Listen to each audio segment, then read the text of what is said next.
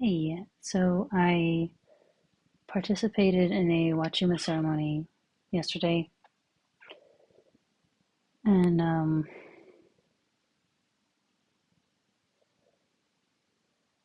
it's hard to summarize because it was like 12 hours of different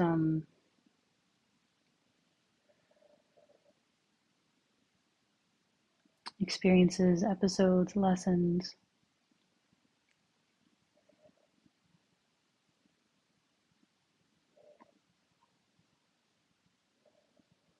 and just being with good people, which is always healing in itself. Just people who are open to the mystery of this life and not trying to get one over on each other. It's so relaxing. Um, I think the biggest takeaway from it for me, which again, this is like summarizing a 500-page novel in, a sentence or two, but the main takeaway for me is that it really, my intention was, help me get past whatever is blocking me from fully integrating into the universe, into the present moment, into, what am I still holding back? What am I still holding back from? Show me. And I invited, even though Huachuma is the grandfather plant, I invited feminine energy, that fierce feminine that requires so much courage to be willing to allow incredible intensity that you don't control. It's coming from not your ego.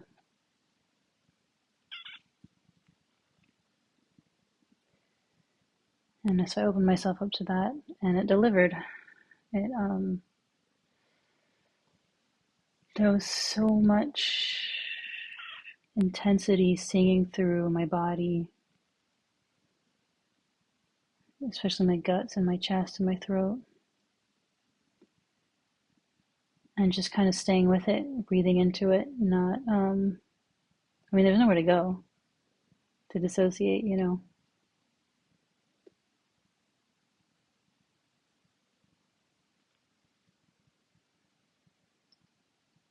I mean, I suppose I could have, you know, recited the Pledge of Allegiance or something, but you know what I mean? It's like there was no anything that I was trying to dissociate with would be very obvious at that point. So I stayed with it, not trying to feel anything predetermined, not like, oh, I should really love this guy right now. Oh, I should be really happy because I'm in this medicine ceremony with good people. Oh, I should, it was just like, what's there? What's in my energy field? And it was just a lot of intensity. And I think that intensity is what keeps me skipping over the present moment. Uh, it's so much easier to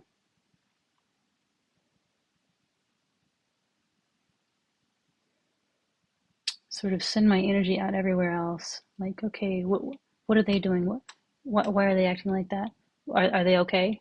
It's like this sort of like it's like I'm trying to project my mind into their mind and see what they want from me or need from me, um, instead of like staying here, knowing I don't know exactly what I'm going to find because it's not under my control.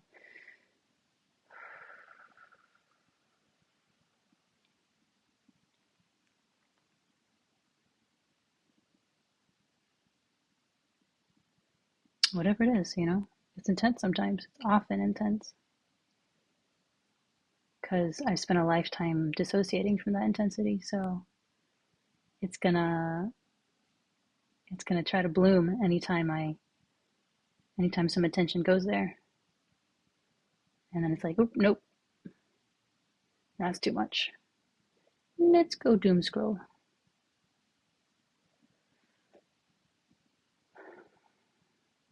And even just like doing yoga, I have a tendency to be like, when is this going to be over? Do I have to do this? Food's really going to be good. It's like instead of just like, what are my muscles doing? What do my muscles feel like right now?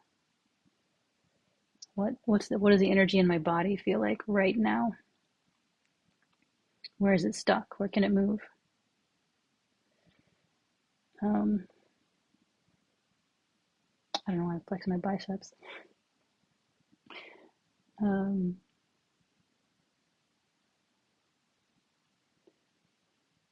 it's such a deeply ingrained habit to avoid my body and its sensations that I do not control. And its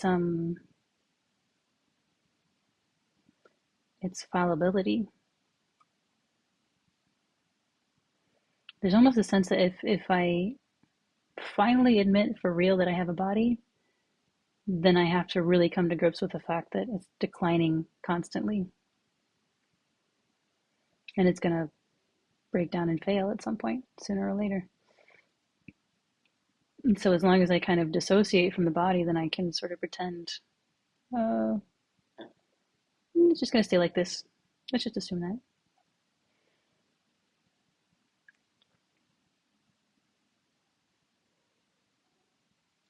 It makes no sense.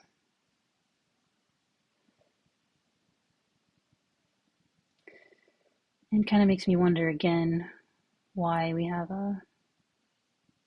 who designed the system.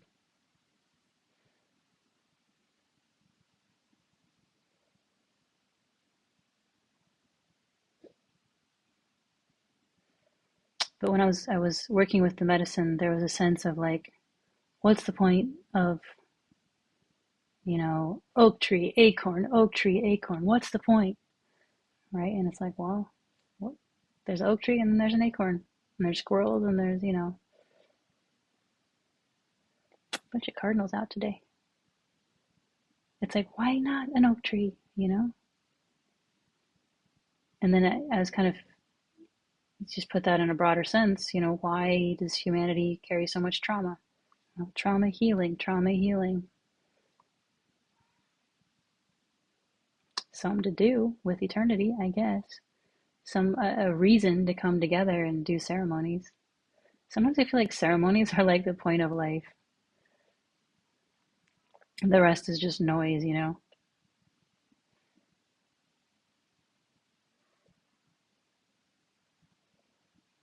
Ceremony, art.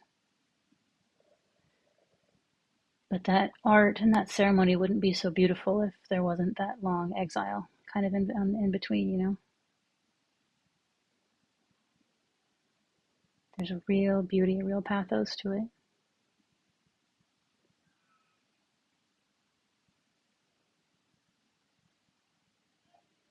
Sometimes it seems excessive. What do I know?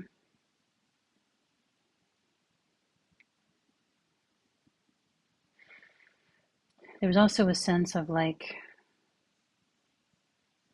a real sense of what Lisa Cairns says about God is looking through your eyes.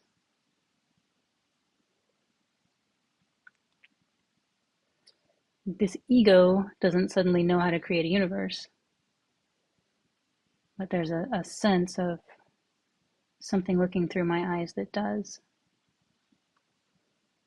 and that is fond of the universe.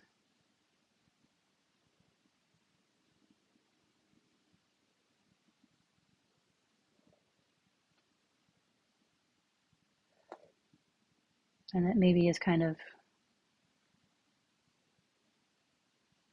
well, I don't know. I don't know who's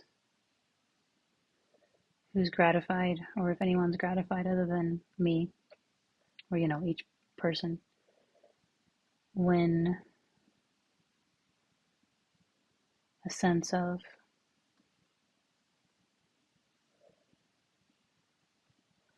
alignment and authenticity is slowly uncovered.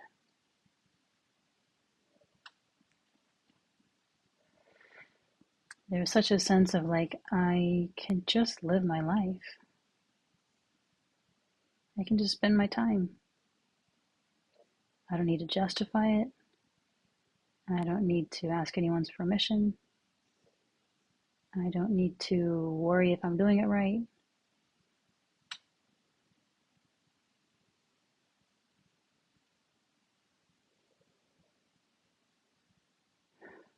And there was a sense of kind of like before and after, like it's going to be different from now on. I don't know if that's true because often, when the medicine starts to wear off, the habit energy comes back. But that's a belief, that's a choice. The As you feel more deeply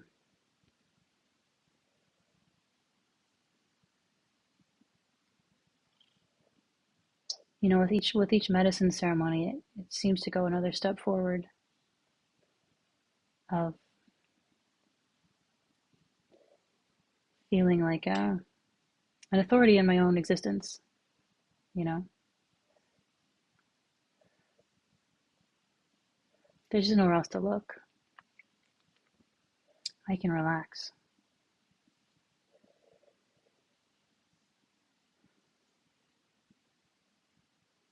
I can notice habit energies, and I can, including the habit energy of, well, the habit energy is going to come back. The habit energy of defeatism. It feels much safer than actually doing the practices that could enable sustainable change.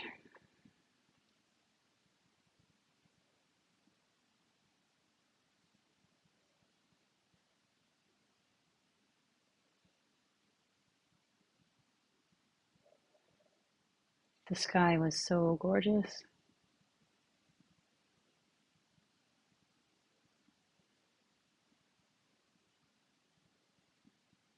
Just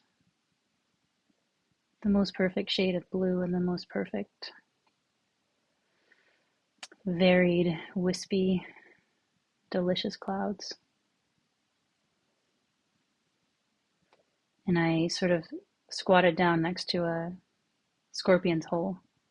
And I squatted down long enough that the scorpion came out, looked out, and I was like, hello, I'm a vertebrate.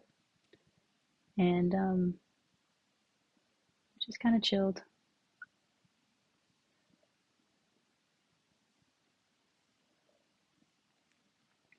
And I spent a lot of time kind of leaning against trees and also leaning against one of my friend's trucks, just looking up at the sky.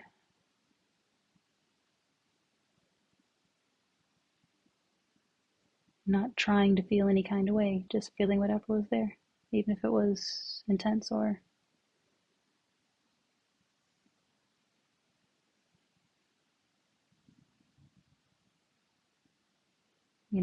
not not what you think of as pleasant emotions.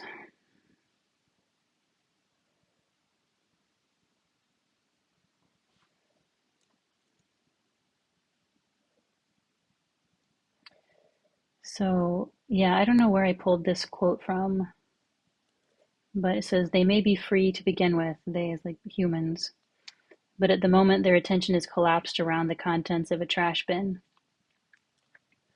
And that really resonated because that's what it feels like when, oh, it's getting dark, it's gonna rain. Um, it's 2:30 in the afternoon. It's getting real dark. Um, and thundery. But yeah, it's like what I told a friend. I said, Angelo talks about the frozen ball of emotional soup. And I'm like, I feel like I have a subterranean chamber of emotional magma wrapped in barbed wire, right? And I don't know why it's that intense. Maybe everyone feels that way too. Maybe I'm extra sensitive. That was thrown in my face a lot as a kid. Oh, you're too sensitive. Some people are sensitive. Um,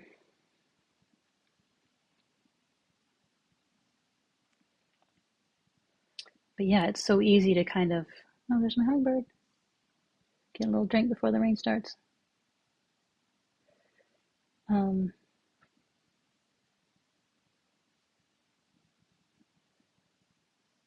but yeah, it's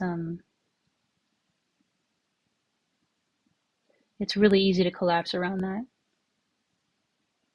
to kind of like treat that like that's reality and everything else is,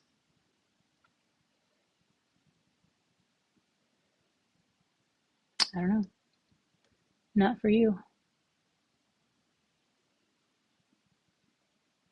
It's getting really dark. Oops. Um, but I like what another quote that I read. The winds of grace are always blowing. You only need to raise your sail.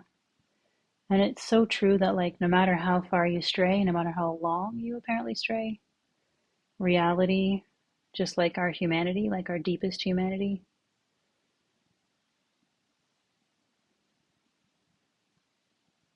it's quiet, but it's always waiting, infinitely patient, with infinite grace. And that kind of uh, makes me think of the story of Jesus, because it never made sense to me as a kid, like, oh, Jesus washed away all our sins. It's like, so I can be as big of an asshole as I want and then just be like, sorry. Um, but the point is, if you really want to change how you live, you can at any moment, and you don't need to carry the baggage. I mean, other than, if you've committed a crime, you might have to do some time for it, or if you make cause some harm, you may need to apologize, etc. But the point is, you can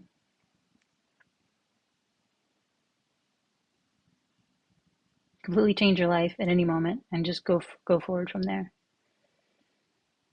And there's no existentially, there's no punishment other than the act of running from here and now, the act of what it feels like to act from ignorance.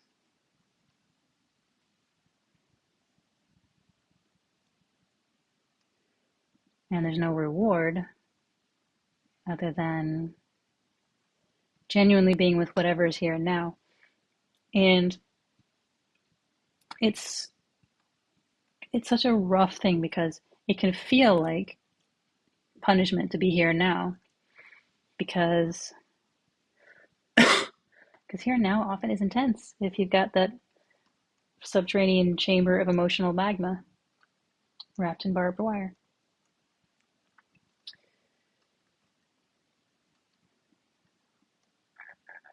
But eventually, if you're lucky, it's the only place left to go.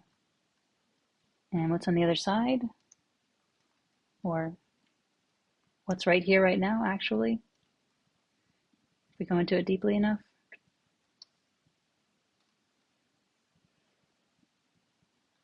that's the adventure.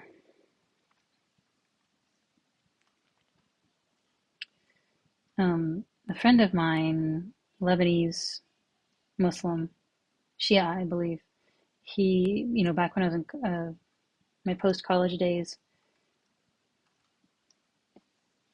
he said something about like the prophet said, even if judgment day is coming and the world's about to end and you have a baby tree in your hand, you should still plant it. because every moment is an integral part of the totality of existence, and every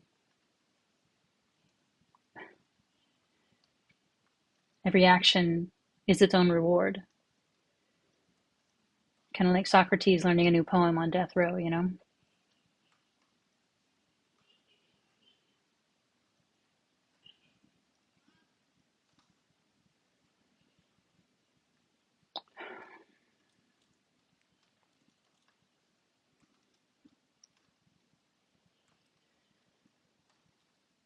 But yeah, the the Huachuma really caused all of this energetic intensity to sing through me, just almost unbearable, but bearable, and like not even bad. The more I could open to it, the capacity is actually there with space left over, like infinite space. You could, it's possible to kind of, for what feels like, you know, like when you zoomed in on the trash can, it feels like it's the whole world. But you go out and it's like, oh, that's just, you know, there's some energetic contraction. That's okay.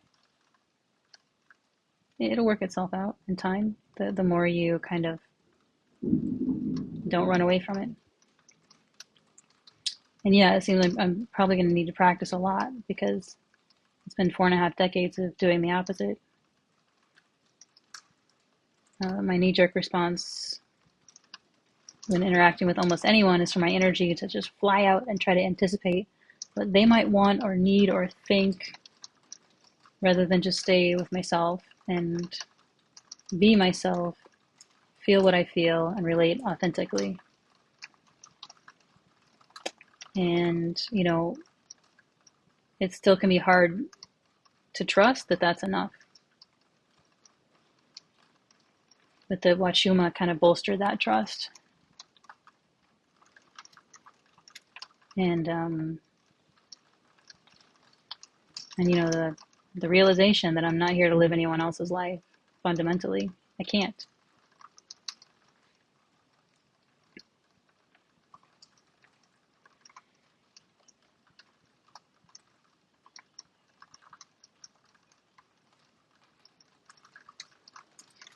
All the wisdom seems to point to this, and it seems so simple, and yet it requires, usually, so much work and so much courage. And we're getting better at it, it seems. That's kind of exciting. But also, like, we don't need to worry about that. We need to worry about this. We need to live from the only place we can live from authentically. And let the rest fall where it falls, because it's just not in our hands. And that can be scary, but it's true.